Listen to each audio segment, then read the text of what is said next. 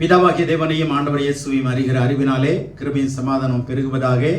இந்த ஓய்வு நாளிலும் கர்த்தர் நம்மை அவருடைய ஆலயத்திலே கொண்டு வந்து நிறுத்தியிருக்கிறபடினாலே தேவனுக்கே மகிமை உண்டாவதாக.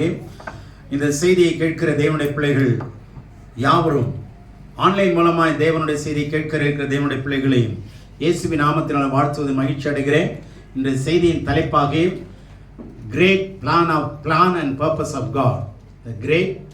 தி great plan and purpose of God.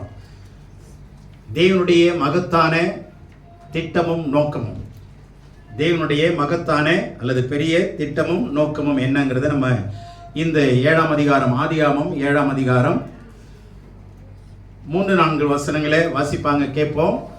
ஆதியாகமம் என்பது நல்ல கவனிங்க, ஆரம்ப புத்தகம். அதில் எத்தனை ஆரம்பங்கள் இருக்கிறது அப்படிங்கிறத நீங்கள் நல்லா கவனிச்சுக்கணும். உலக படைப்பின் ஆரம்பம், வானமண்டலங்களின் படைப்பின் ஆரம்பம், சூரிய சந்திர நட்சத்திர மண்டலங்களுடைய படைப்பின் ஆரம்பம், மிருகங்களுடைய படைப்பு, சமுத்திரத்தினுடைய படைப்பு, அதில் இருக்கிற மச்சங்கள், மீன்கள், திமிங்கலங்கள், இதனுடைய படைப்பின் ஆரம்பம், மரம் செடி கொடிகள், இதனுடைய ஆரம்பம், மனிதனுடைய ஆரம்பம். எப்படி மனிதன் தோன்றினான்? தெளிவா எந்த வேதத்தில் இல்லாத விளக்கம் பைபிள்ல ஒண்ணுதாங்க இருக்கு. பிக் பேங் தியரின்னு ஒன்று சொல்லுவாங்க.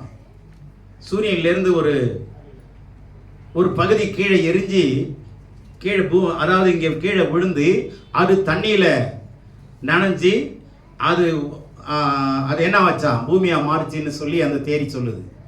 ஆனா அதெல்லாம் தவறு என்று நிரூபிக்கப்பட்டிருக்கிறது. ஆனா கடவுள் எப்படி இந்த பூமியை உருவாக்கினார், மனிதனை எப்படி உருவாக்கினார், மொழிகள் எப்படி ஆரம்பமானது, தீவுகள் எப்படி ஆரம்பமானது, எல்லா ஆரம்பத்திற்கும் இந்த புத்தகம் தான் பதில் சொல்லுகிறது.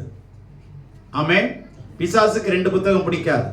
ஒன்று ஆதியாகமம், இன்னொன்று வெளியாகமம், வெளிப்படுத்தினது. ரெண்டுமே பிசாசுக்கு பிடிக்காது. இது ரெண்டுமே நமக்கும் பிடிக்காது. ஏன்னா இது அவன் இவனை பெற்றான், இவன் அவனை பெற்றான், தலைமுறை ஊறுபட்ட தலைமுறை இருக்குது, ஏற்கனவே நமக்கு தலைவலியில் இருக்கிறோம், இந்த தலைமுறையெல்லாம் படித்து என்ன பண்ண போகிறோம் அப்படின்னு தான் நம்ம நினைப்போம்.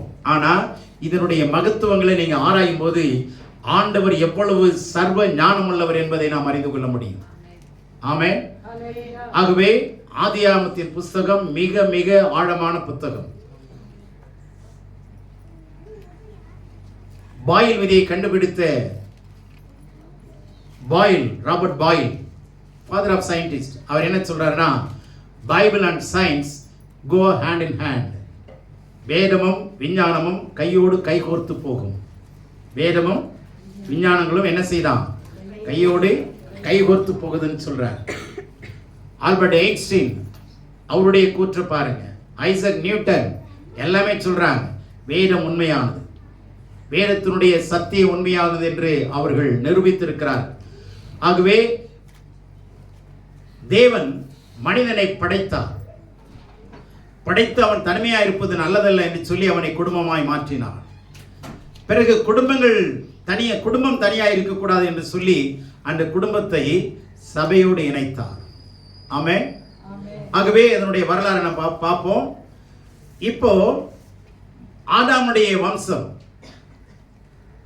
இந்த ஆதாம்ங்கிற வார்த்தையை எடுத்துக்கிட்டீங்கன்னா அதுல நிறைய அர்த்தங்கள் இருக்கு. எபிரேயத்துல ஆதாம்ங்கிற வார்த்தையை 3 எழுத்து, ஆலஃப், டாலர் அண்ட் மெம், இது 3 எழுத்து தாங்க, ஏடிஎம்.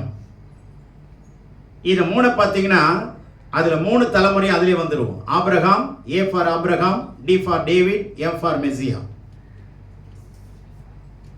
ஆடம்ங்கிற வார்த்தையில ஏடிஎம், ஏங்கிறது ஆபிரகாம், டிங்கிறது தாவீது, எம் ஃபார் மெசியா. இந்த 3 எழுத்துமே ஆறாமுக்குள்ள இருக்கு பாருங்க. 3 நபர்களையும், இது 3 நபர் யாருடைய வம்சம்? ஜீசஸ்னுடைய வம்சத்தில் வர்றாங்க. ஆமென். ஆகவே எபிரேயத்தில் நீங்க ஆழமா பார்க்கும்போது நிறைய வெளிப்பாடுகளை கடவுள் நமக்கு கொடுத்திருக்கிறார். ஆகவே இந்த ஆதாம் வம்சத்திலிருந்து 10வது தலைமுறையில் யார் வரானா? நோவா. நோவாவுடைய 3 பிள்ளைகளுடைய தலைமுறை ஆரம்பிக்கிறது. அந்த 3 தலைமுறையிலே சேம் சந்ததி, சேம் காம் யாப்பேத், அந்த 3 பேரும் தான் நோவாவுடைய பிள்ளைகள். நோவாவுக்கு 70 பேரப்பிள்ளைகள். நோவாவுக்கு 70 பேரப்பிள்ளைகள். இஸ்ரவேல் தேசங்கள் 70, பலி கொடுக்கப்பட்டது 70. ஆதியாமத்திலிருந்து யாக்கோபு எகிப்துக்கு போனவர்கள் 70 பேர். ஆதியாமத்திலிருந்து எகிப்துக்கு போன யாக்கோபின் குடும்பம் எத்தனை பேர்? 70 பேர். ஆனால் அப்போ சிலர் 75 இருக்கும், அது 70 பேர். ஆக இந்த கனெக்டிவிட்டியை கவனிச்சு பாருங்க. ஆண்டவர் எல்லாவற்றையுமே ஒரு அர்த்த புஷ்டோடு கூட வேதத்தில் எழுதியிருக்கிறார். சரி, அது சுருக்கமாக சொல்றேன். இந்த ஆதாம்ல இருந்து 10வது சந்ததி நோவா, 7வது சந்ததி ஏனோக், முக்கியமானவன். சரியா? அவனை மரணத்தை காணாதபடி எடுத்துக்கொள்ளப்பட்டவன் 7வது சந்ததி. சரி, இந்த நோவாவிலிருந்து 10வது சந்ததி யாருன்னா ஆபிரகாம். இந்த ஆபிரகாம் விசுவாச வீரனாய் மாறினான். இந்த ஆபிரகாம் சந்ததியை எதிலிருந்து பிரிக்கிறார்னா நோவா சந்ததியிலிருந்து தான் பிரிக்கிறார். ஆனா என்ன வித்தியாசம்னா, ஆபிரகாம் சந்ததிக்கு ஆசீர்வாதம், ஆவிக்குரிய ஆசீர்வாதம். நோவா சந்ததிக்கு ஆவிக்குரிய ஆசீர்வாதம் கிடையாது, பூமிக்குரிய ஆசீர்வாதம். ஏன்னா விசுவாச சந்ததிக்கு நோவா வரல. நீதிமானாய் காணப்பட்டான்ங்கிறது உண்மை. ஆனா விசுவாச சந்ததிக்கு நீதிமானாகிய நோவா வரல. நோவா என்று சொன்னால் கிரேஸ் என்ற அர்த்தம். அதுல நீங்க எபிரேயத்தில் பார்த்தீங்கன்னா நுண், அதாவது ஹேத் நுன்னு ஒரு 2 வார்த்தை தான், 2 எழுத்து தான் வரும். அதை திருப்பி போட்டீங்கன்னா கிரேஸ்னு அர்த்தம். 2 எழுத்த பார்த்தீங்கன்னா இங்கே நோவான்னு அர்த்தம். அதை திருப்பி போட்டீங்கன்னா கிரேஸ்னு அர்த்தம். நோவா கர்த்தருடைய கண்களில் தயவு கிடைத்ததுன்னு இருக்கா? இதெல்லாம் கவனிப்போம். இப்போ 3 வசனம், 7ஆம் அதிகாரம் 3ஆம் 4ஆம் வசனத்தை வாடும். சாரி, 1-2 வாசிங்க. 7ஆம் அதிகாரம் 1-2. கர்த்தர் நோவாவை நோக்கி, நீயும் உன் வீட்டார் அனைவரும் பேழைக்குள் பிரவேசியுங்கள். இந்த சந்ததியில் உன்னை எனக்கு முன்பாக நீதிமானாக கண்டேன். பூமியின் மீதெங்கும் வித்தை உயிரோடே காக்கும் பொருட்டு நீ சுத்தமான சகல மிருகங்களிலும் ஆணும் பெண்ணுமாக 7 ஜோடும், சுத்தமல்லாத மிருகங்களில் ஆணும் பெண்ணுமாக ஒவ்வொரு ஜோடும். இப்போ கவனிங்க, கர்த்தர் நோவாவை அழைத்தார். அவனுக்கு ஒரு ப்ராஜெக்டை ஹேண்ட் ஓவர் பண்றார். மிகப்பெரிய வேலையை நோவாவுக்கு கொடுக்கிறார். என்ன? அவனுடைய 480வது வயதுல இந்த ப்ராஜெக்டை கொடுக்கிறார். நீ என்ன செய்யணும்? ஒரு பேழையை செய்யணும். என்ன அளவுல? 437.5 அளவு அடி நீளம், 72.9 அடி 92 அடி அகலம், 43.75 அடி உயரம். இந்த கணக்கின் அளவின்படி நீ ஒரு பேழையை அல்லது ஒரு கப்பலை கட்டுன்னு சொன்னார். இந்த கட்டுமான தொழில இவன் படிச்சவனா? இல்லை. நல்ல கவனிங்க, நீள அகலம் உயரம்லாம் கடவுள் கொடுக்கிற அளவுங்க.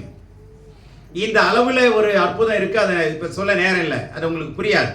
ஆகவே இந்த அளவை நீங்க கணக்கிட்டு பார்த்தீங்கன்னா, கன அளவுல கொண்டு வந்தீங்கன்னா 90,700 சதுர அடி. 90,700 சதுர அடி. நம்ம வீடு ஒரு 1000 சதுர அடி 10 சதுரமாங்க. அது மாதிரி இதில் கவனிங்க, 95,700 சதுர அடி அளவு கொண்ட இந்த கப்பலை அவன் கட்டுறான். குடும்பமாக சேர்ந்து கட்டுறாங்க. எப்போ? 480வது வருஷம் கட்ட ஆரம்பிக்கிறார். 120 வருஷம் இவர் இந்த பேழையை கட்டுனதுக்கான பிரசங்கத்தை பண்ணிட்டு இருக்கிறார். ஏன் பேழையை கட்ட சொன்னாரு? ஏன்னா உலகம் முழுவதும் ஜனங்கள் பாவத்திலும் அக்கிரமத்திலும் பெருகி வானமண்டலம் வரைக்கும் அவங்க பாவம் எட்டினதுனால ஆண்டவர் என்ன சொன்னாரு? இந்த சந்ததியை என்ன பண்ண போறேன்? கம்ப்ளீட்டா நான் எரடிகேட் பண்ண போறேன், அழிக்க போறேன். எப்படின்னா, உலகம் முழுவதும் தண்ணினால, வெள்ளம் இல்லை, ஜலப்பிரளயம். வெள்ளம்ங்கிறது ஃப்ளட்னு சொல்லுவாங்க. ஆனா இதுல டைலூஜுங்கிற வார்த்தை உலகம் முழுவதும் எப்படிங்க வெள்ளம் வரும்? மலைக்கு மேல 15 முழ உயரம் தண்ணி நின்னதுன்னா, அப்ப மலைக்கு மேல தண்ணி நிற்கிற அளவுக்கு வர முடியுமா? மழை பெய்ய முடியுமா? அப்படின்னு சொன்னா விஞ்ஞானிகள் என்ன சொல்றாங்க? உலகம் முழுவதும் இருக்கிற மேகங்கள் ஒரே நேரத்தில் பெய்யுமானால் பூமியில 1 அடி 2 அடி தண்ணி தான் நிற்கும். ஆனா மலைக்கு மேல 15 முழம், ஒரு முழத்துக்கு 1.5 அடி, அப்படின்னா 22 அடி உயரத்துக்கு மேல தண்ணி நிற்கணும்னா என்ன, எப்படி அது வாய்ப்புகள் உண்டு, எப்படி அது சாத்தியமாகும் என்று சொல்லி விஞ்ஞானிகள் கேள்விக்குரியான ஒரு கேள்வியாக இருந்தது. அதுக்கு வேதம் என்ன பதில் சொல்லுகிறது என்றால், வானத்திலிருந்து மழை எத்தனை நாள் பெய்துதான்? 40 நாள். இந்த 40 நாள்ங்கிறது விசேஷமான வார்த்தை, எழுத்தது நம் நியூமெரிக்கல் வேர்டு. இப்போ நல்ல கவனிங்க, 40 நாள் விடாம தொடர்ந்து பெஞ்சது. பூமியின் ஊற்றுக்கண்கள் என்னாச்சு? திறந்தது. அது மாத்திரமல்ல, ஆதியாகமத்தில் ஒரு வார்த்தை எனக்கு புரியாத ஒரு வார்த்தை இருந்தது. சின்ன வயசுலேருந்தே அது புரியாது. 6ஆம் வசனம் என்னன்னா, ஜலத்தின் மத்தியில் ஆகாய விரிவு உண்டாக கடவுது என்றார். ஜலத்தினின்று ஜலத்தை பிரிக்க கடவுது. தேவன் ஆகாய விரிவை உண்டு பண்ணி ஆகாய விரிவுக்கு கீழே இருக்கிற ஜலத்திற்கும் ஆகாய விரிவுக்கு மேலே இருக்கிற ஜலம், இப்போ ஜலத்தை 2ஆ பிரிச்சார்னு வேதம் சொல்லுது. இதுக்கு புரியல.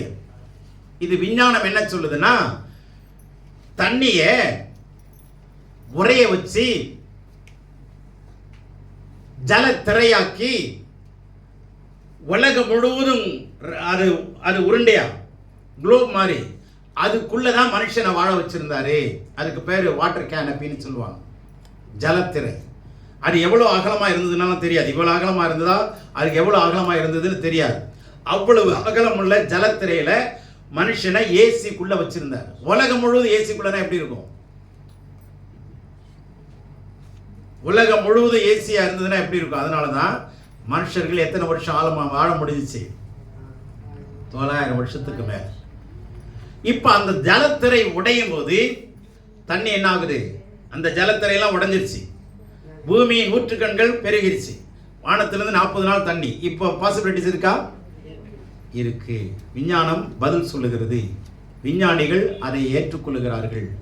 இப்படி நான் உலகத்தை அழிக்க போறேன், அதனால நோவாவே நீ நோவாம என்ன பண்ண? பேழையை கட்டு. பேழையை கட்டிட்டு 120 வருஷம் பிரசங்கம் பண்றான், மழை வரப்போகுது. ஆனா அது வரைக்கும் உலகத்துல மழை பெஞ்சது கிடையாது. மழைன்னா என்னன்னு தெரியாது. ஆனா கப்பலை எங்க கட்டுவாங்கன்னா கடல் ஓரத்துல கட்டுவாங்க, சரிதானே? ஆனா நோவா எங்க கட்டினா? வனாந்தரத்துல கட்டினான். ஜனங்கள் பார்ப்பாங்க, என்னன்னு சொல்லுவாங்க, நோவா என்ன நீ லூசான, நீ எங்கடா கட்டுற, எப்படா மேலக்கும்? இப்படி எல்லாம் கேள்வி கேட்டிருப்பாங்க. வீட்டாரே கேள்வி கேட்டிருப்பாங்க. ஓ, எங்களெல்லாம் போட்டு உயிரெடுத்தியே, இவ்வளவு பெரிய கப்பலை சேர்த்து என் பிள்ளைங்களெல்லாம் வச்சு உயிரை எடுத்து வாங்கினிய வேலைய, ஆனா 120 வருஷம் ஆச்சு இந்த மழையை காணோம்னு கேட்டிருப்பாங்களா இல்லையா? 120 வருஷமா பிரசங்கம் பண்றாங்க. 600வது வருஷத்துல தான் மழை பெய்யுது. புரியுதா? இந்த நோவாவுக்கும் அவனுடைய மனைவிக்கும் 88 வயசு வித்தியாசம். நோவாவிட அவன் மனைவி 88 வயசு மூத்தவர். எத்தனை வயசு? 8 வயசு மூத்தவராக இருந்தால் பொண்ணு கொடுக்க மாட்டேன்றோம். அப்போ கவனிங்க, 488 இன்ட்டு 88 கூட்டிங்க. அப்போ எவ்வளோ வயசு அவ பெரியவன் பாருங்க. சரியா? ஆதாம் 9 தலைமுறை வரைக்கும் வாழ்ந்தவர். எத்தனை தலைமுறை? இந்த தலைமுறையெல்லாம் படிங்க. நமக்கு நம்ம 2 தலைமுறை 3 தலைமுறையே தெரிய மாட்டேங்குது. முதல் தலைமுறை நம்ம தாத்தா பேர் தெரியும், அதுக்கு முந்தின தாத்தா பேர் தெரியாது. நமக்கு தெரியுமா? தெரியாது. ஆனால் வேதத்தில் 14 தலைமுறை 14 தலைமுறை 14 தலைமுறைன்னு மத்திய 1ஆம் அதிகாரத்தில் வருதா? ஏன் இந்த 14 வருது தெரியுமா? 14னா நீதின்னு அர்த்தம். 42வது தலைமுறையில் இயேசு வர்றார். ஆமென். ஒரு பொண்ணை கொடுக்கணும், ஒரு பொண்ணை எடுக்கணும்னா யூதர்கள் என்ன பண்ணுவாங்க? 14 தலைமுறை எழுதி கொடுறாமா. யூதருடைய கலாச்சாரத்தை நீங்கள் படித்து பார்த்தீங்கன்னா எத்தனை தலைமுறை கேட்பாங்க? நம்மளை கேட்டால் எத்தனை தலைமுறை கொடுக்க முடியும்? ஏன் இந்த 14 தெரியுமா? அதுக்கு ஒரு நீதி இருக்கு. அதனால தான் அந்த ஆண்டவர் இந்த தலைமுறைகளை எழுதி வச்சிருக்கிறார். தலைமுறைகள், ஊர், பேர், டிஸ்டன்ஸு, மேப்பு, இதெல்லாம் சரியாக இருக்கிற ஒரே புத்தகம் பைபிள் ஒன்று தான். குர்ஆனில் மேப்பு கிடையாது, தலைமுறை கிடையாது. ரிக்வேதத்தை யார் எழுதுன்னு தெரியுமா? George Williams. ஆச்சரியப்பட்டாங்க. இதை எப்படிங்க இந்த ஆங்கிலேயன் எழுதியிருப்பான், பிரிட்டிஷ்காரன் எழுதியிருக்கிறாங்க. இதெல்லாம் கவனிங்க, படிங்க, சரித்திரங்களை படிங்க, தலைமுறைகளை படிங்க. ஏன் இது ரெக்கார்டு? ஏன் தலைமுறை இல்லைன்னா என்ன? யூதர்கள் தலைமுறை இல்லைன்னா நம்பவே மாட்டாங்க. அதனால தான் மத்தேயு ஆரம்பமே யூதர்களுடைய இயேசுனுடைய தலைமுறை எழுதி காட்டுறாரு. ஹலோ, இயேசுனுடைய தலைமுறை 42வது தலைமுறை பார்த்துக்கிடான்னு இருக்கிறார். யூதர்களுடைய பாரம்பரியம் ரொம்ப ஆழமானது, அதெல்லாம் படித்து பாருங்க. நோவா 9 தலைமுறை வரைக்கும் வாழ்ந்தவர். நம்ம 2வது தலைமுறைக்கே புட்டுக்கிட்டு போயிடுது. ஒன்றை கேளு என்ன கேளுன்னு தடுமாறிக்கிட்டு கிடக்கிறோம். ஆனால் அன்றைக்கு வாழ்ந்த ரகசிய காரணம், ஆண்டவர் சூழ்நிலையை சாதகமாக வைத்திருந்தார். சரியா? இப்போ ஆண்டவர் என்ன சொல்றாரு? இப்போ இந்த நோவாவை பார்த்து என்ன சொல்றாரு? இந்த நோவா நீதிமானாய் கண்டான்னு இருக்கு. 6ஆம் அதிகாரம் 8ஆம் வசனத்துல நோவாவுக்கும் கர்த்தருடைய கண்களில் கிருபை கிடைத்ததுன்னு இருக்கா? அது ஒரிஜினலா எப்படி இருக்குன்னா, கர்த்தரிடத்தில் கிருபை இருக்கிறது என்று கண்டுபிடித்தான்னு இருக்கு. எபிரேயத்தில் எப்படி இருக்கு? கர்த்தருடைய கண்களில் நோவாவுக்கு என்ன கிடைத்தது? கிருபை கிடைத்தது, கண்டுபிடித்தான். அதான் நீதிங்க. கர்த்தருடைய கரங்கள்ல, கர்த்தருடைய கையில என்ன இருக்கு, என்ன குறித்து என்ன திட்டம், அதுதாங்க நீதிமான். சும்மா நான் ரசிக்கப்பட்டேன், ஆண்டவர் ஏத்துக்கிட்டேன், சர்ச்சுக்கு போறேன், பைபிள் வாசிக்கிறேன், நான் அதை பண்றேன் இதை பண்றேங்கிறதெல்லாம் நீதிமானுக்கு அர்த்தம் இல்லை. அவன் என்ன செய்தான்? கர்த்தருடைய கண்களில் தயவு இருக்கா இல்லையா கண்டுபிடிச்சான், நோக்கத்தை கண்டுபிடிச்சான். அதனாலதான் ஆண்டவர் அவனுக்கு திட்டத்தை கொடுத்தார். அடுத்த வார்த்தை ஆரம்பிக்கிற பாருங்க, போதுங்க. நோவாவின் வம்ச வரலாறு. நீங்க கர்த்தருடைய கையில கண்கள்ல என்ன இருக்குதுன்னு கண்டுபிடிச்சீங்கன்னா நீங்க வரலாறா மாறுவீங்க. நோவா வரலாறா மாறினானா? வரலாறு ஆரம்பிக்குதா? சரித்திரம் ஆரம்பிக்குதா? நம்ம வாழ்க்கையினுடைய சரித்திரம் ஆரம்பிக்குதா இல்லையா? தேவனுடைய பிள்ளைகளே, நீங்க பிறந்தது ஒரு பெரிய காரியம் இல்லைங்க, இறக்கும்போது சரித்திரமா மாறும். ஆமேன். இதுதான் நம்ம காலம் சென்ற ஜனாதிபதி அப்துல் கலாம் என்ன சொல்றார் தெரியுமா? நீங்க பிறப்பது ஒரு சம்பவமா இருக்கலாம், இறப்பது சரித்திரமாகணும். ஆமேன். சரித்திரத்தை படைக்கணும், வரலாறு படைக்கணும். சரித்திரம் படிச்சு செத்தவங்க நிறைய பேர், படிச்சு செத்தவங்க நிறைய பேர், சரித்திரம் படைச்சு செத்தவங்க கொஞ்சம் பேர் தான். அப்போ நோவாவுடைய இத்தனை தலைமுறையில 10 தலைமுறையில ஆதாம்ல இருந்து ஆதாம் பேர் வருது, முக்கியமா ஏனோக்கு பேர் வருது, அதுக்கப்புறம் நோவா பேர் வருது. ஏன் மற்றவங்களாம் என்னாச்சு? வெந்தது தின்ட்டு விதி வந்தா சாவலான்னு செத்தவங்க. அவங்கெல்லாம் வெந்தது தின்ட்டு விதி வந்தா சாகலாம், அப்படிதான் போனோம். ஆனா ஏனோக்கு பாருங்க, எத்தனை வருஷம் கடவுளோடு நடந்தா? அவனோட ஆயுசு காலம் 365. ஏனோக்குனுடைய ஆயுசு காலம் 365. சரியா? எத்தனை வருஷம் கடவுளோடு நடந்தால்? 300 வருஷம். He was working with God. தேவனோடு கூட நடந்து கொண்டிருந்தான். எவ்வளவு பெரிய ரெக்கார்டுங்க அதெல்லாம். அடுத்தது அவன் மரணத்தை காணாதபடி என்ன பண்ணானா? எடுத்துக்கொள்ளப்பட்டான். மரணத்தை காணாதபடி எடுத்துக்கொள்ளப்பட்ட முதல் மனிதன். அடுத்த 3வது சந்ததி யாரு? நோவா. அவன்கிட்ட தான் இவ்வளவு பெரிய வேலையை கையில் கொடுக்கிறார். எஸ்ராவிட்ட மிகப்பெரிய வேலையை கொடுக்கிறார். நெகேமியாட்ட மிகப்பெரிய வேலையை கொடுக்கிறார். சாலமோன்ட்ட ஆலயம் கட்டுற வேலையை கொடுக்கிறார். மோசைகிட்ட ஆசரிப்பு கூடாரத்தை கட்டும்படி வேலையை கொடுக்கிறார். இதெல்லாம் கர்த்தர் கட்டளையிட்டபடியெல்லாம் செய்து முடித்தான். நோவா 6:8 பார்த்தீங்கன்னா, 6:22 நோவா அப்படியே செய்தான். தேவன் தனக்கு கட்டளையிட்டபடியெல்லாம் செய்தான், செய்து முடித்தான், செய்து முடித்தான். கடவுள் நமக்கு என்னங்க கட்டளை கொடுத்துருக்கிறாரு? கல்யாணம் பண்ணி பிள்ளைங்களை பெற்று வீடு வாசலை கட்டி அப்படியே வந்திருப்பான்னு சொல்லி அப்படி சுகபோகமாக வாழ்ந்துட்டு வாடான்னு சொல்லியிருக்கிறாரா? எல்லாம் கவனிங்க. ப்ராஸ்பரிட்டி காஸ்பல் இன்னைக்கு நிறையா இருக்கு, ப்ராஸ்பரிட்டி மெசேஜ் நிறையா இருக்கு.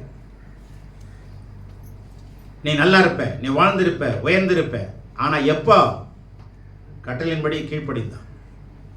உலகத்தில் இருக்கிறவன் நல்லா இருக்கிறான், காரோட இருக்கிறான், பங்களாவோட இருக்கிறான். நம்ம பங்களா மாதிரி இருக்கிறோம். பங்களாவில் இருக்கிறோமா இல்லையோ, நம்ம எப்படி இருக்கிறோம்? பங்களா மாதிரி இருக்கிறோம். இந்த ப்ராஸ்பரிட்டி எல்லாம் சீக்கிரம் அழிஞ்சிருங்க. ஆண்டவர் தெளிவா இந்த நோவாட்ட சொல்றாரு, அவன் கர்த்தர் கட்டளையிட்டபடி எல்லாம் செய்து முடித்தான். இப்ப என்ன ஆண்டவர் சொல்றாருன்னா, கர்த்தர் நோவாவை நோக்கி, கர்த்தர் நீயும் உன் வீட்டார் அனைவரும் என்ன பண்ண, பேழைக்குள்ள பிரவேசியுங்கள். இது ஆப்ஷனா மேண்டேட்டரியா? விருப்பமா கட்டளையா? சொல்லுங்க. என்ன சொல்றாரு? என் நீதிமானாகிய நோவாவே, உன்னுடைய மனைவியும் பிள்ளைகளும் என்ன பண்ண. அப்ப எத்தனை பேரு? 3 பிள்ளைங்க, 3 மருமக்கள், தகப்பன் தாய், 8 பேர். 8ன்னா புதிய ஆரம்பம்னு அர்த்தம். எபிரேயத்துல நம்பர் 8னா new life or new beginning. அப்போ புதிய ஆரம்பத்தை கொண்டு வர போறேங்கிற வார்த்தை இருக்கா? வருதா? புதிய ஜீவன் எல்லாம் உருவாக்க போறேன்ற வார்த்தை இருக்கா? அப்போ ஆண்டவர் இந்த 8 பேர் மாத்திரம் தான் பிரவேசிச்சாங்க, மீதி யாரும் வரல. இப்போ அந்த மழை பெய்ய ஆரம்பிச்சிருச்சு. பெய்ய பெய்ய பெய்ய என்ன ஆகுது? பேழை கப்பல் என்ன செய்யுது? மிதக்க ஆரம்பிக்கிறது. நல்லா கவனிங்க. நமக்கு 2 கூடாரம் இருக்கு. என்ன கூடாரம்? நம்ம வாழ்ந்து கொண்டு இருக்கிற வீடு இருக்கா? நம்ம வீட்டில் வாழ்ந்து கொண்டு, நோவா ஒரு வீட்டில் தானே வாழ்ந்துட்டு இருப்பாங்க. இப்போ ஆண்டவர் சொல்றாரு, எப்பா உன் வீட்டை விட்டுரு, நீ அங்கேயே வாழ்ந்துரு. ஆனா ஜலம் பெருகும்போது எதுக்குள்ள வந்துரு? பேழைக்குள்ள வந்துரு. நீ இந்த கப்பலுக்குள்ள வந்துரு, நீயும் உன் வீட்டாரும். யோசுவா என்ன சொல்றாரு? நானும் என் வீட்டாரும் கர்த்தரையே சேவிப்போம். அல்லேலூயா. நீங்க எல்லாரும் இந்த பேழைக்குள்ள வந்தாதான் பாதுகாக்கப்படுவீர்கள். ஆமென். அதுக்கப்புறம் மிருகங்களை தண்ணீரில் வாழ்றதெல்லாம் விட்டுட்டார். தண்ணீரில் வாழ்றதெல்லாம் தண்ணியிலேயே உயிராக இருந்துடும். சரிங்களா? ஆனால் மிருகங்களுக்கான கவனிச்சிங்கன்னா அந்த கப்பல் 3 அடுக்கில் இருக்கும். 3 அடுக்கு. மனுஷனுக்கு எத்தனை அடுக்கு?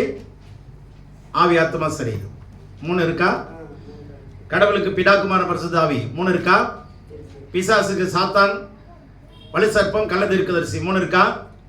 மழை, இடி, மின்னல் 3 இருக்கா? எல்லாம் திருத்துவத்தில் வருதா? சொல்லுங்க.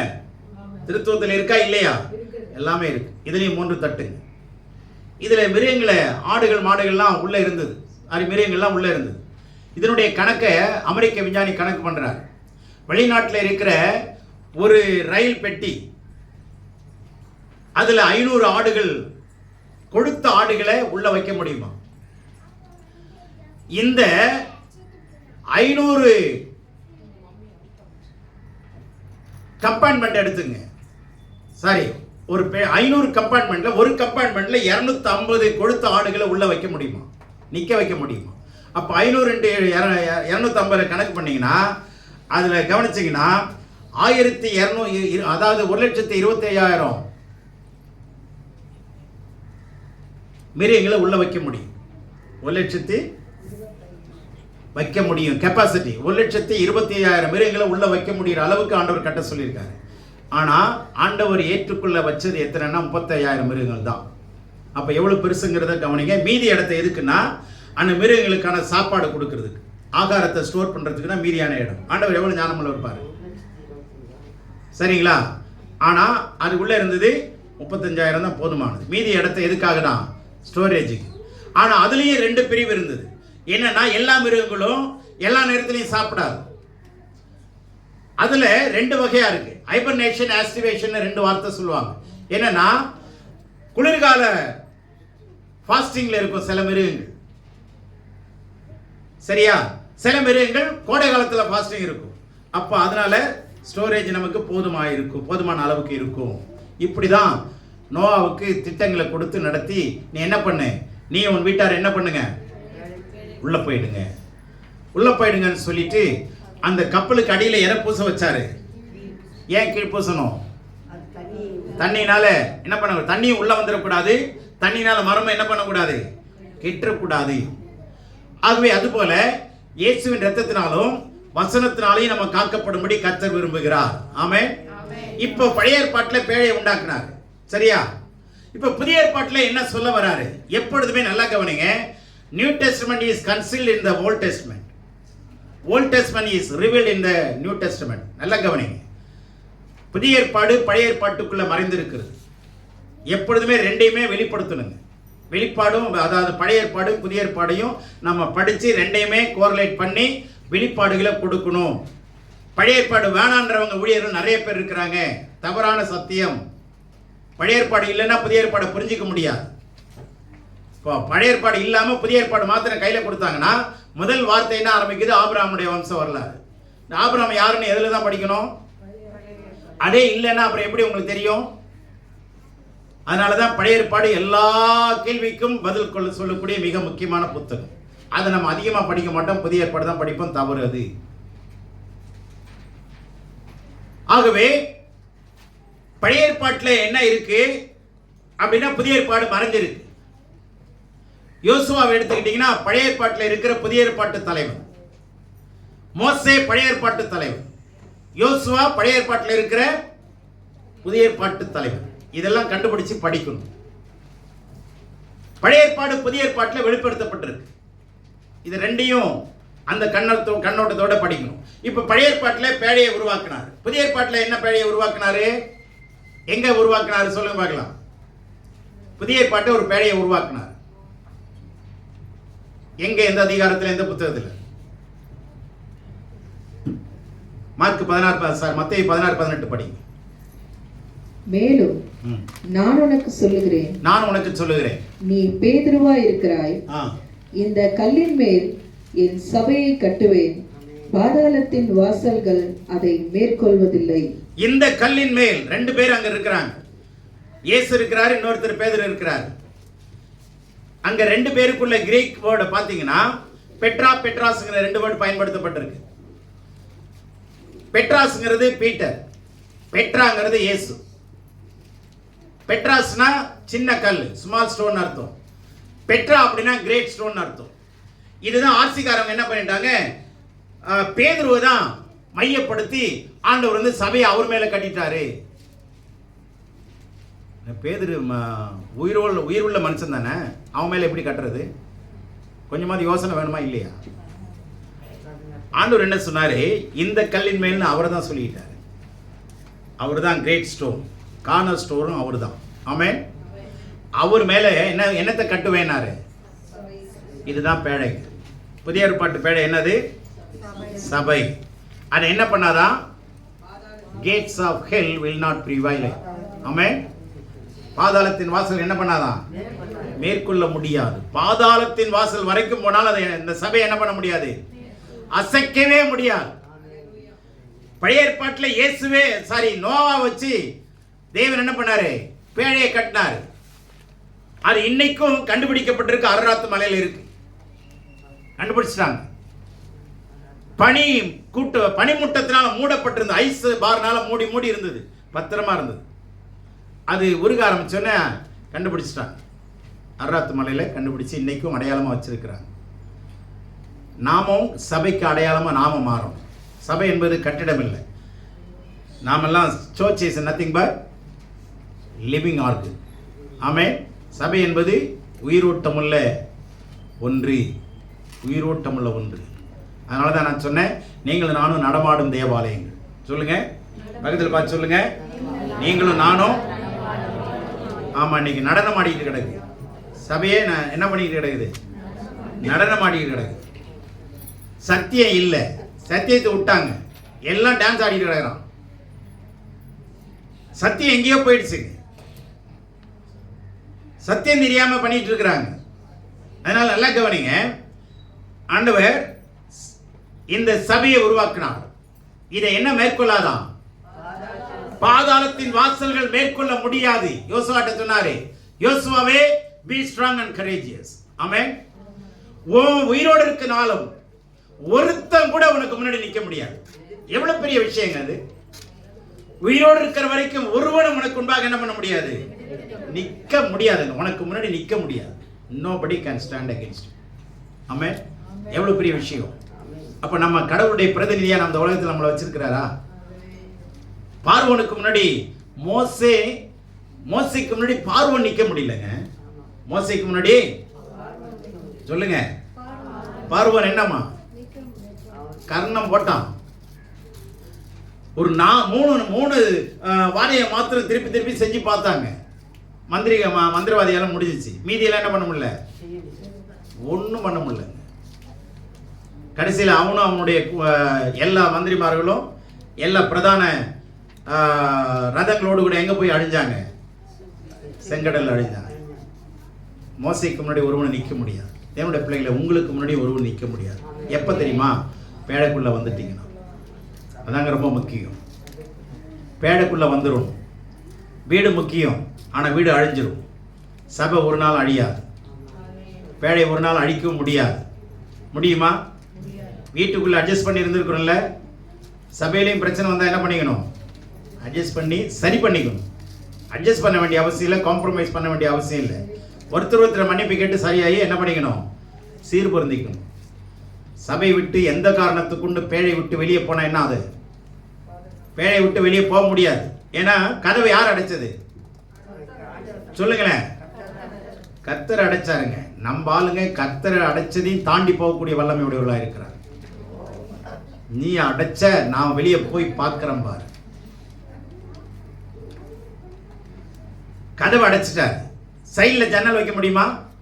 வைக்க முடியாது. நல்ல கவனிங்க. உலகத்திலிருந்து சபைக்குள்ள வந்துட்டா உள்ளுக்குள்ள இருந்து உலகத்தை பார்க்கவே முடியாது.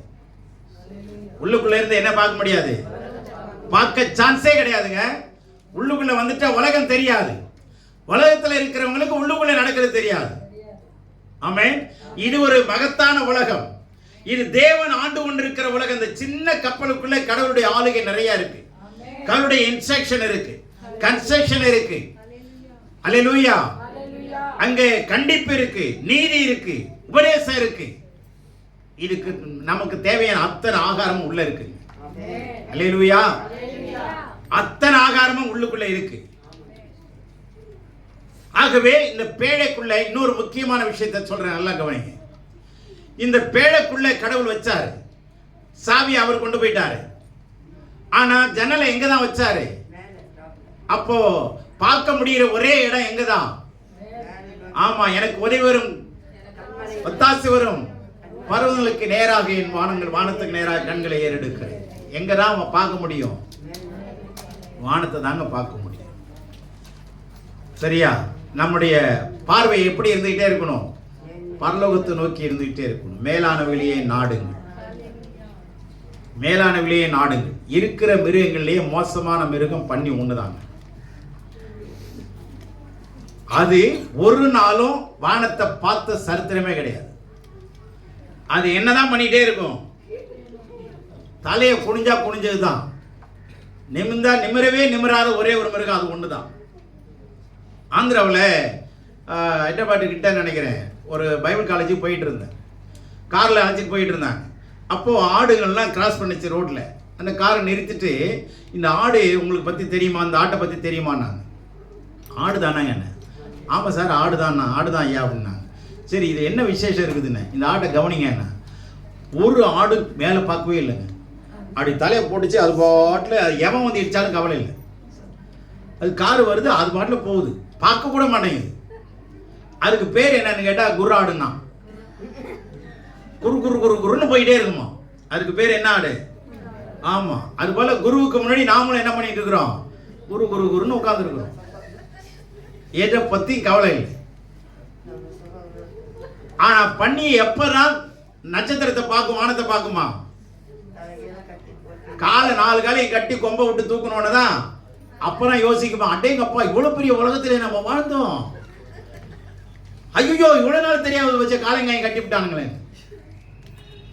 ஆண்டவர் வரும்போது நம்ம வானத்தை பார்த்தா அந்த கதை தான்.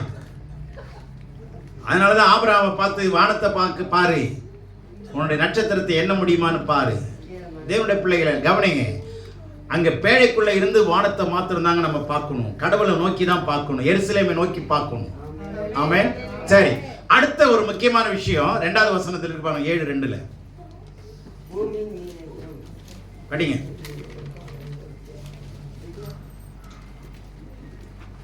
பூமியின் மீதெங்கும் வித்தை உயிரோடே காக்கும் பொருட்டு. இந்த வார்த்தையை கவனிங்க, ஆழமா நான் அந்த வார்த்தையை சொல்றேன், புரிஞ்சுங்க. பூமியின் மீதெங்கும் இல்ல, மனிதர்களையும் மிருகங்களை காக்கும்படி அல்ல. அந்த வார்த்தையை கவனிங்க. ஜனங்களை காக்கும்படிக்கு இந்த பேழையை உண்டாக்கல. வித்துன்னு அர்த்தம் என்ன தெரியுமா? நீங்க யாத்திராமத்தில் 70 பேர்னு இருக்கு பார்த்தீங்களா? 70 பேர் உள்ள போனாங்களா? இந்த நாமங்கள்னு யாத்திரை 1ஆம் அதிகாரத்தில் பார்த்தீங்கன்னா எத்தனை பேர் வருது? 70 பேர்னு இருக்கா? ஆனா 70 பேர்னா ஜனங்கள் தானே. ஆனா வேற அப்படி சொல்லலைங்க. 70% சொல்ல, 70% சொல்ல, 70 souls. எதை முக்கியப்படுத்துது வேணும்? 70 souls. சபையில ஜனங்கள்னு சொல்றாங்களா, ஆத்மான்னு சொல்றாங்களா? ஆத்மாக்கள் இருக்கிறாங்க. அப்ப தேவன் கான்சன்ட்ரேட் பண்ற ஒரே ஒரு வார்த்தை எதுன்னா, மனுஷனுக்குள்ளே மனிதன், man is a 3 dimensional being, முப்பரிமாணம் உள்ளவன். என்ன? ஆவி, ஆத்ம, சரீரம். இந்த ஆவி, ஆத்ம, சரீரத்தில் ஆண்டவர் விரும்புகிற ஒரே ஒரு டைமென்ஷன் எதுதான்? ஆத்மா ஒண்ணுதாங்க. ஏன் ஆத்மா ஆண்டவர் இங்க வித்துனா என்ன தெரியுமா? ஒரு மாம்பழத்தை எடுத்துங்க. மாம்பழத்து மேல என்ன இருக்கு? அதுக்குள்ள என்ன இருக்கு? ஃப்ளஷ் இருக்கா? சதை இருக்கா? அதுக்குள்ள என்ன இருக்கு? விதை இல்ல, விதையினுடைய ஓடு. ஓட்டுக்குள்ள என்ன இருக்கு? விதை. இந்த மூணையும் நான் பிரிச்சுக்கிறேன்.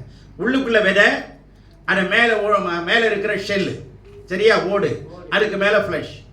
இது மூணு தான் நம்மளும். மேல ஃப்ளஷ் இருக்கு, புசு புசுன்னு இருக்கா? அது சரீரம். ஆத்மாங்கிறதா ஓடு, உள்ளுக்குள்ள விதைங்கிறதா ஜீவன். அந்த விதையில, அந்த மாம்பழத்துல, எங்க அந்த மாங்காயிலையோ மாம்பழத்திலேயோ ஜீவன் எதுக்குள்ள இருக்கு? எதுக்குள்ளங்க இருக்கு? விதைக்குள்ளதான் இருக்கு. அந்த மாம்பழ, அந்த காய், அந்த கொட்டை காஞ்சி போனா கூட ஜீவன் எதுக்குள்ள இருந்துகிட்டே இருக்கு? விதைக்குள்ள இருந்துகிட்டே இருக்கு. அது ரீஜெனரேட் பண்ண முடியும். ஆமென். அப்ப ஆண்டவர் எதை காக்க சொல்றாருன்னா, ஆத்மாவை காக்கும்படி பேழையை உருவாக்கு. சபைக்குள்ள வரவங்களுடைய ஆத்மா பிழைக்கணும், ஆத்மா வாழணும். அதனாலதான் 3 யோவான்ல சொல்லியிருக்கு, உன் ஆத்மா வாழுகிறது போல உன் சரீரம் வாழ்கிறது போல இல்ல. உன் ஆத்மா ஹெல்த்தியா இருந்தா உன்னுடைய சரீரமும் என்ன இருக்கும்? ஹெல்த்தியா இருக்கும். உன் ஆத்மா வீக்கா இருந்தா உன் சரீரத்தில் வீக் ஆயிடும். நல்லா புரிஞ்சுங்க. இந்த ஆத்மாவில் நல்லா ஸ்ட்ராங்கா இருக்கணும்னா வேற வசனத்தை ஆகாரமா உட்கொள்ளணும், வாக்குத்தத்தத்தை எடுத்து நம்பிக்கையோட வாழணும், கட்டளைக்கு கீழ்ப்படிஞ்சு ஜீவனோடு இருக்கணும். ஆமென். வசனம் எதுக்கு? ஆகாரத்துக்கு. வாக்குத்தத்தம் எதுக்கு? நம்பிக்கைக்கு. உயிரோடு இருக்கிறதுக்கு எதுக்கு? என்ன கொடுக்கப்பட்டிருக்கு? உயிரோட நீ வாழணும்னா என்ன பண்ணணும்? வசனத்தை வச்சுக்கிட்டு இருந்தா உயிரோட வாழ முடியுமா? ஆத்மா உயிரோடு வாழுமா? நல்லா கவனிச்சுங்க. வேறு வசனம் உயிரோடு வாழ வைக்காது. வசனத்துல ஜீவன் இருக்கு, இல்லைன்னு நான் சொல்லல. ஆனா அதையும் தாண்டி இந்த வேதத்துல கவனிச்சீங்கன்னா மனுஷனுடைய கருத்துகள் இருக்கு, பிசாசனுடைய கருத்துகள் இருக்கு, தேவதூதனுடைய கருத்துகள் இருக்கு, தேவனுடைய கருத்துகள் இருக்கு, வாக்குத்தத்தங்கள் இருக்கு, தீர்க்க தரிசனங்கள் இருக்கு, வெளிப்பாடுகள் இருக்கு, வசனம் இருக்கு, எல்லாம் இருக்கு இல்லையா? இதுக்கு நடுவுல வேற என்ன இருக்கு? கட்டளையும் கற்பனை, பிரமாணம். இதை நல்லா கவனிச்சுங்க. கட்டளையும் பிரமாணம். செங்கடலை கடக்கணும்னா ஞானஸ்தானம் எடுத்த போதுங்க, செங்கடலை கடந்துடலாம். செங்கடலுடைய அனுபவமே என்ன? ஞானஸ்தான அனுபவம் தான். அதுக்கு எந்த நிபந்தனையும் கிடையாதுங்க. எவன் வேணாலும் எத்தனை லட்சம் பேர்னாலும் மோச பின்னாடி வந்துடலாம், அந்த பக்கம் போயிடலாம், பூர்ண பாதுகாப்பு கிடைச்சிடும். ஆனா எரிகோவை கிடக்கணும்னா 2 காரியத்தை செய்யணும். எரிகோவை கிடக்கணும்னா அது மாதிரி சட்டம் இல்லைங்க. யோசுவா காலத்தில் மாத்திட்டாரு. யோர்தானை கடக்கணும்னா 2 லா ஆண்டவர் கொடுக்கிறார். ஒண்ணு தேவாலயத்தை தூக்கணும், ஆசரிப்பு கூடாரத்தை தூக்கணும், அடுத்தது வேதத்தை சுமக்கணும். 2 பேரும் இருந்தாதான் யோர்தானை பிரியும். ஆமென். ஆலயமும் வேதமும். சொல்லுங்க, ஆலயமும் அதுக்குள்ள நிறைவான வேதம். ஆண்டவர் இயேசு யோவான் 1ஆம் அதிகாரம் 14ஆம் வசனத்துல என்ன சொல்றாரு? கிருபையினாலும் சத்தியத்தினாலும் நிறைந்தவராய் மனிதனுக்குள்ளே வாசம் பண்ணினார், நமக்குள்ளே வாசம் பண்ணினார் இல்லையா? அப்ப கிருபை மாத்திரம் பத்தாது, கிருபையில வாழ முடியாதுங்க. கிருபையில ரட்சிக்கப்படதான் முடியும், கிருபையில வாழவே முடியாது. எந்த மனுஷனும் எந்த ஊழியக்காரனும் எதுல வாழ முடியாது? எதுலதான் வாழ முடியும்? சத்தியத்தினால. அந்த சத்தியத்தோடு இருக்கிற கட்டளையை கை கொண்டால் ஜீவன் உண்டாகும். எந்த ஜீவன்? நித்திய ஜீவன் உண்டாகும். வசனத்தை படிச்சுட்டு இருந்தீங்கன்னா நீதிமானா இருக்கலாம். ஆனா கட்டளையை கீழ்ப்படிஞ்சா நீதியா மாறலாம். நீதிமானா இருக்கிறது எக்ஸ்டர்னல் எக்ஸ்பீரியன்ஸ். நீதிமான் என்பது வெளிப்புறமான ஒரு அழகு. ஆனா நீதியா மாறுவது என்பது மனவாட்டி. எத்தனை பேருக்கு புரியுது? சபைக்குள்ள ஆலயமும் வேணும், வேதமும் வேணும். அப்பதான் எதை கடக்க முடியும்? எரிகோ யோர்தானை கடக்க முடியும். யோர்தானை கடக்க முடியும். அப்ப யோர்தானை கடக்கிறதுக்கு இது ரெண்டும் முக்கியம்டா. இன்னும் இந்த உலகத்தை கடந்து எங்க போகணும்? கானானுக்கு போகணுமா? பரம கானானுக்கு போகணுமா? அப்போ ஆலயம் இல்லாம, கட்டளை இல்லாம, வேதம் இல்லாம உங்களுக்கு ஒன்றும் நித்திய ஜீவனை பெற்றுக்கொள்ள முடியாது. புரியுதுங்களா? ரொம்ப முக்கியங்க. ஆலயத்தில் உங்களுடைய ரோல் ரொம்ப முக்கியமா இருக்கணும். வேதத்தில் உங்களுடைய ரோல் ரொம்ப முக்கியமா இருக்கணும். இதை நான் படிச்சுட்டு இருக்கிறேங்க, பிரயோஜனம் இல்லை, கைவிடப்பட்டுருவோம். நீதிமானெல்லாம் நீதியா மாறணும். நீதியா மாறணும்னா நீங்க கட்டளையே கை கொள்ளணும். நமக்கு தெரிஞ்ச கட்டளை என்ன? 10 கட்டளை. 10 கட்டளையில் எத்தனை கட்டளை மனுஷனுக்கு, எத்தனை கட்டளை கடவுளுக்கு? கடவுள் பக்கம் அப்படின்னா மனுஷனுடைய பக்கம் 6. 6 காரியத்தை நீ செய்யக்கூடாது, 4 காரியத்தை செய்யும். இது தேவனை குறித்து. இதை 613 உப கட்டளையா பிரிச்சிருக்கிறாங்க. எத்தனை கட்டளையா? 613 உப கட்டளையா பிரிச்சிருக்கிறாங்க. இந்த 613 உப கட்டளை 248 கட்டளை செய்யணும், 365 கட்டளை செய்யக்கூடாது. இந்த கட்டளை எல்லாம் நமக்கு தெரிஞ்சாதான் நாம என்ன பண்ண முடியும்? கை கொள்ளவே முடியும். தெரியலன்னா எப்படி கை கொள்றது? நீங்க என்ன ஈஸியா சொல்லிடுவீங்க. முந்தா நாள் ஒரு பாஸ்டர்கிட்ட பேசியிருந்தேன். பாஸ்டருக்கு தெரியாத எப்படிங்க போதிப்பாரு அப்படின்னா, அப்போ பாஸ்டருக்கு தெரியாம போதிப்பாருன்னா போதிக்க மாட்டாரு. அப்போ போதிக்க போதனை இல்லைன்னா அந்த ஜனங்க எப்படி மனம் திரும்புவாங்க? எப்படி பரிசுத்தம் அடைவாங்க? Very difficult.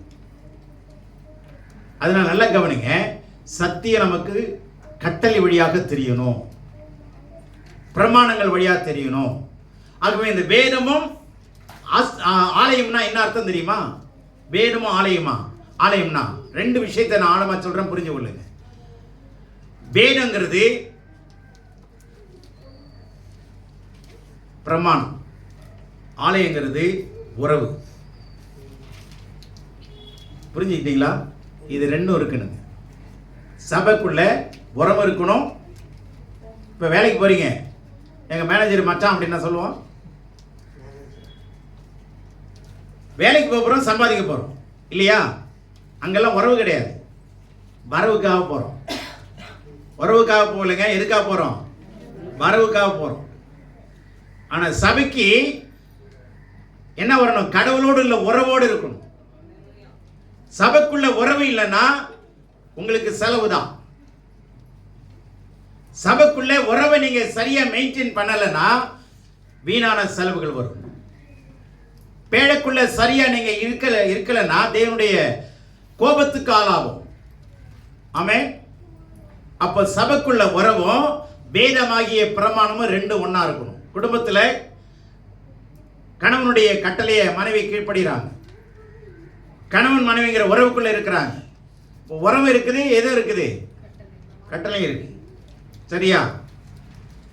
இப்போ ஒரு மனைவி நான் 2 நாள் வேற எங்கேயாவது போய் தங்கிவிட்டு வரேன் அப்படின்னா, வேற எங்கேயாவது நான் எங்க போறேன், அது எங்கேயாவது போவேன் அப்படின்னா ஒத்துக்குவாங்களா? கட்டளை மீறுறோன்னு அர்த்தம். இப்போ கட்டளையின்படி வாழ்ந்தாதான் உயிரோட்டமான ஒரு வாழ்க்கை வரலாறா மாறும். சரியா? இன்னொன்று முடிச்சிடுறேன். இப்போ புறாவை விடுறானா?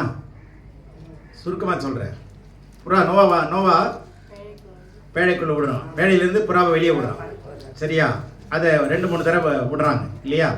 இந்த காக்காயை நடுவில் விடுறான். அதுக்கு ஒரு கணக்கு இருக்குது, நேரம் இல்லை சொல்கிறது. காக்காயை விட்டோன்னா திரும்பி வருதா? அதுக்கு வசதியாக தண்ணி மேலே பார்த்துக்கிட்டே பறந்துடும். திரும்பி வரவே வராது. ஏகப்பட்ட ஆகாரம்லாம் அதுக்கு நிறையா இருக்குது, அதனால திரும்பி வரும். புறா விட்டோன்னா திரும்பி வந்துருச்சா? திரும்பி அனுப்புகிறானா? சரியா? திரும்பி அனுப்புகிறானா? திரும்பி வரும்போது அதை என்ன எடுத்துகிட்டு வந்துச்சு? அது என்ன அர்த்தம் தெரியுமா? ஒளி வேலை எங்கே இருந்தது தெரியுமா? எருசலேம் தான் ஒளி வேலை இருக்கும். எங்கே இருக்கும்? எருசலேம் ஆலயத்தில் தான் ஒளி வேலை இருக்கும். இப்போ இந்த புறா எங்கே நோக்கி ஓடுது? எருசலேம் நோக்கி போகுதா? புரிஞ்சதா? இப்போ நான் இன்னொரு கருத்தை சொல்கிறேன். அதனுடைய மேட்டு எங்கே இருக்கும்? அதனுடைய ஜோடி புறா எங்கே இருக்கும்? பேழைக்குள்ளே இருக்கும். இந்த ஜோடி புறாவை விட்டுட்டு எங்க போகுது தெரியுமா? எருசலேமில் இருக்கிற நாயகனாகிய மணவாளன் நோக்கி போகுது. விளங்குதா? பேழையிலிருந்து இந்த ஜோடி புறாவை விட்டுட்டு அந்த ஜோடி யார்? நம்முடைய மணவாளனாக இயேசு கிறிஸ்து. ஆமென். இதெல்லாம் சரித்திரத்தில் வாசிச்சாதான் உங்களுக்கு புரியும்.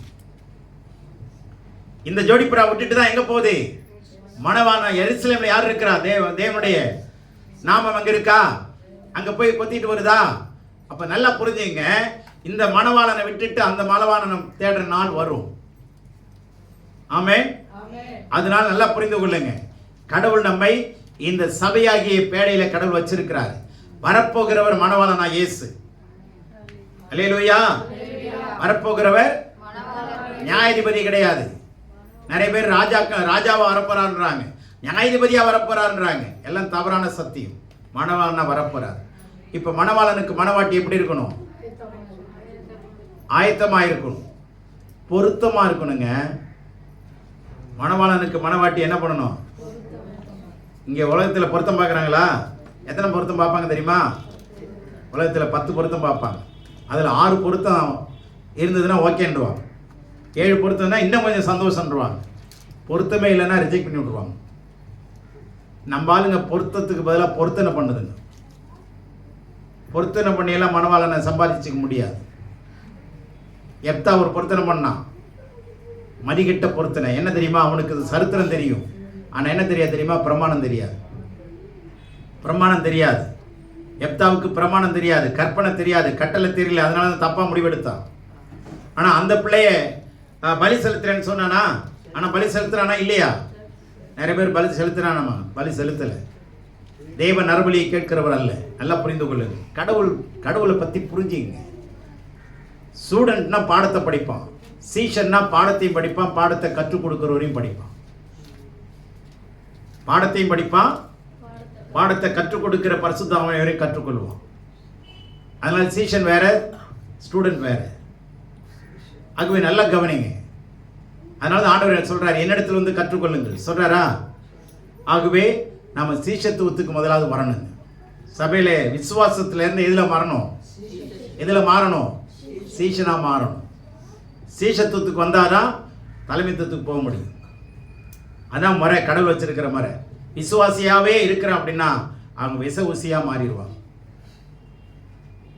தனக்கும் பிரயோஜனம் இருக்காது, மற்றவங்களுக்கும் பிரயோஜனம் இருக்காது.